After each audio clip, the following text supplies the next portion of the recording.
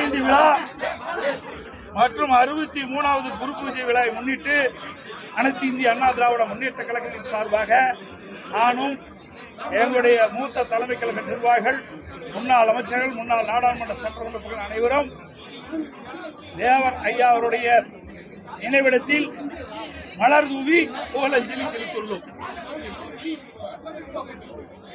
மாண்புமிகு பொன்மனச்செம்மல் புரட்சித் தலைவர் எம்ஜிஆர் அவர்கள் முதலமைச்சராக இருந்த காலகட்டத்தில் தேவர் திருமகனார்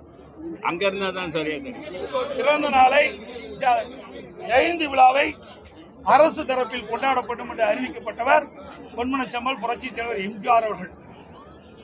தேசியமும் தெய்வமும் தனது இரு கண்களாக கொண்டு வாழ்ந்தவர் தெய்வ திருமகனார் பசும்பொன் தேவர் ஐயா அவர்கள்.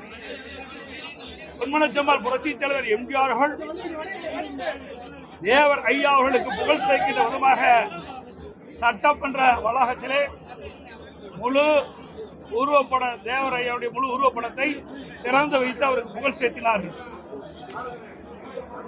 புரட்சித் தலைவி அம்மா அவர்கள் முதலமைச்சர் இருந்த காலகட்டத்தில் சுமார் 13 கிலோ தங்கத்தில் தேவர் ஐயா நினைவிடத்தில் இருக்கின்ற தேவர் ஐயா அவருடைய சிலைக்கு தங்க கவசம் சாட்டினார். அதே போல இதனை புரட்சித் தலைவி அம்மா அவர்கள் தேவர் ஐயா அவர்களுக்கு புகழ் சேர்க்கின்ற விதமாக நந்தனத்தில் முழு உருவ திருவுருவச் சிலையை நிறுவி தேவர் ஐயாவுக்கு பெருமைப்படுத்தினார்.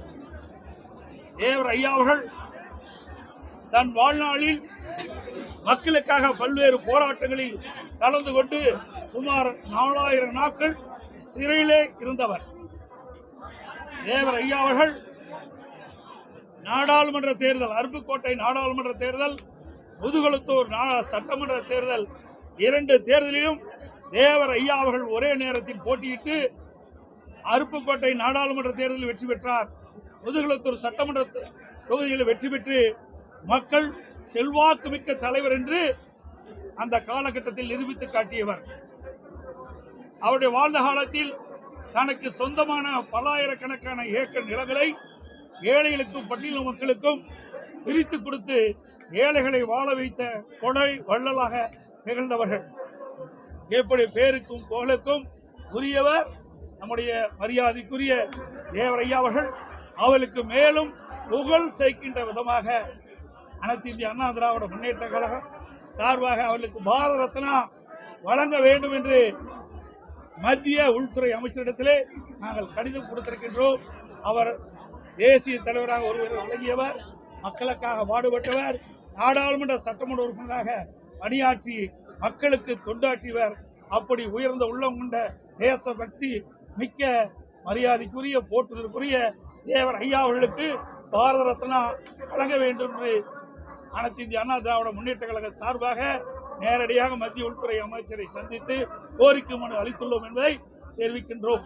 செய்திகளை உடனுக்குடன் தெரிந்து கொள்ள கீழ்கண்ட கேபிள் மற்றும் டிடிஎச் நெட்வொர்க்குகளில் எம்நாடு செய்தி தொலைக்காட்சியை காணுங்கள்.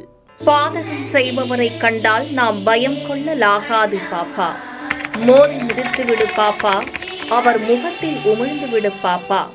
அண்மை செய்திகளை உடனுக்குடன் தெரிந்து கொள்ள இணைந்திருங்கள் எம்நாடு தொலைக்காட்சியுடன்.